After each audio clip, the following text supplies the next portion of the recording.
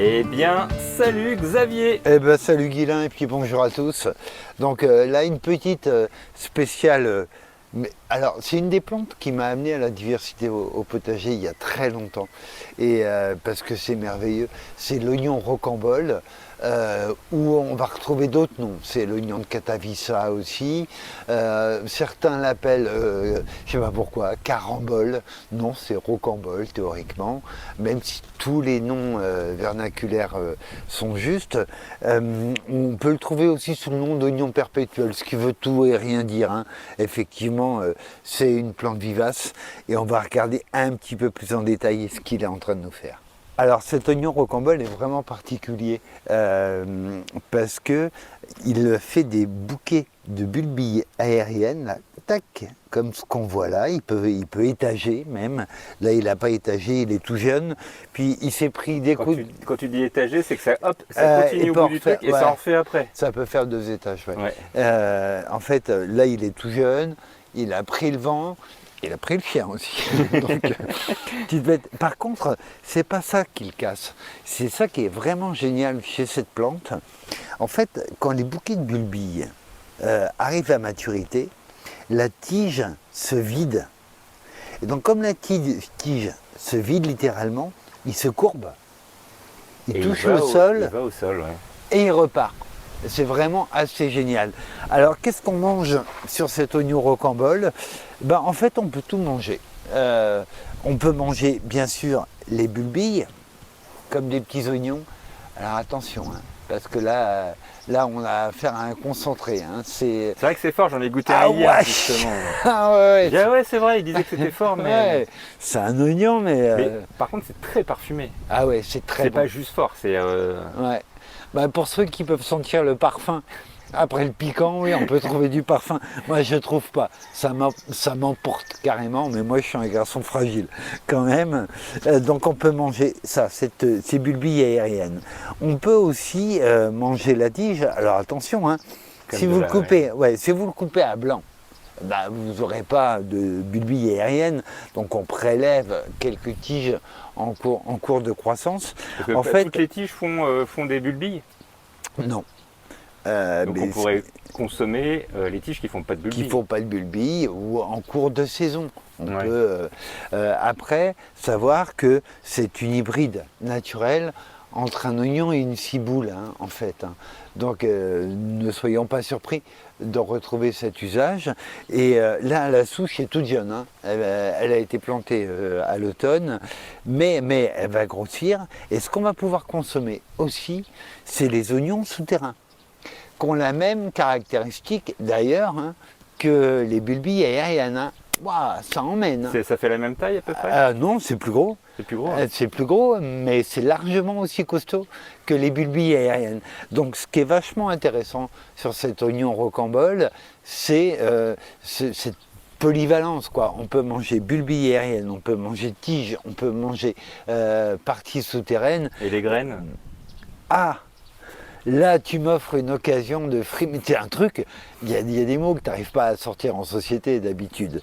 Et donc, l'oignon rocambole est un diploïde stérile. Le pauvre. Yes.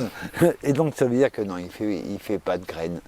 Non, il se multiplie par bulbilles aériennes. Il se multiplie de souches hein, aussi, attention, hein, le pied grossit. Donc vraiment une plante super intéressante. Effectivement, c'est une plante très belle. Pour moi, c'est une des plus belles plantes du potager, sauf à une période, en ce moment. Quand les tiges se vident, bah on a l'impression qu'il est un peu crevard, hein, qui se casse, etc. Oui, mais il se multiplie. C'est le seul moment où il n'est pas beau. Sinon, les bulbilles sont à ça du sol et tout. C'est vraiment, mais vraiment magnifique. Oui, avec ce côté enroulé. C'est dément quand même. C'est vraiment, mais faisons-nous plaisir avec cet oignon rocambole.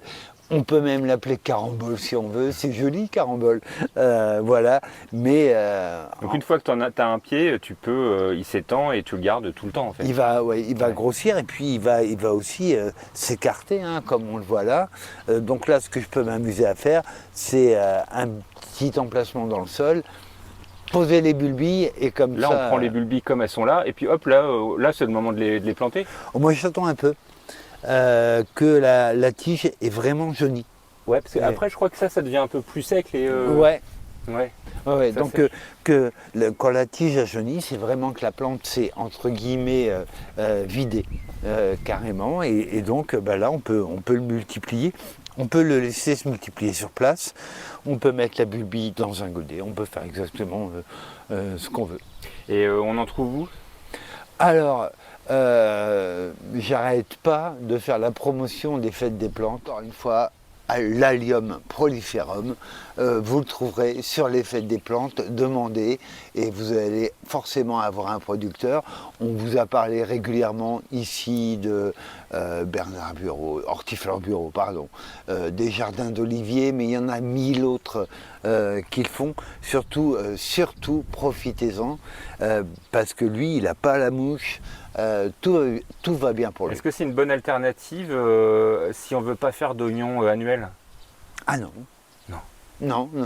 Déjà l'oignon, si tu veux le faire grainer, on parle plutôt de bisannuel que d'annuel pour les oignons. Ouais. Mais en plus de ça, c'est un super complément. Alternative, non, moi je trouve pas.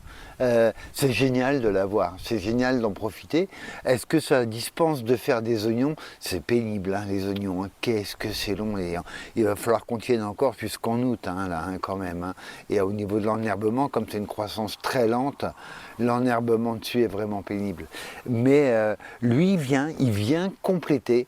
Alors par contre, là où il est intéressant, vous avez un petit jardin, vous avez peu de temps, vous avez peu d'espace, et ben voilà, là à mon avis, à mon sens, l'oignon rocambole est bien plus intéressant que de planter quelques bulbilles qui de toute façon ne seront pas réellement satisfaisants. Alors en conclusion sur cet oignon rocambole, sur cet Allium proliferum, ouais, dans tous les potagers à mon avis.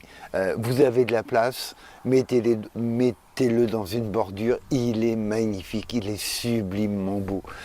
Vous avez peu de place, et ben dans ces cas-là c'est génial, parce que vous aurez de la tige, vous aurez de la bulbille, et rapidement vous aurez des bulbes souterrains. Donc oignon rocambole, ah ouais, c'est une merveille. Eh ben faisons tous de l'oignon rocambole alors. Avec plaisir. À bientôt Xavier, salut. À bientôt.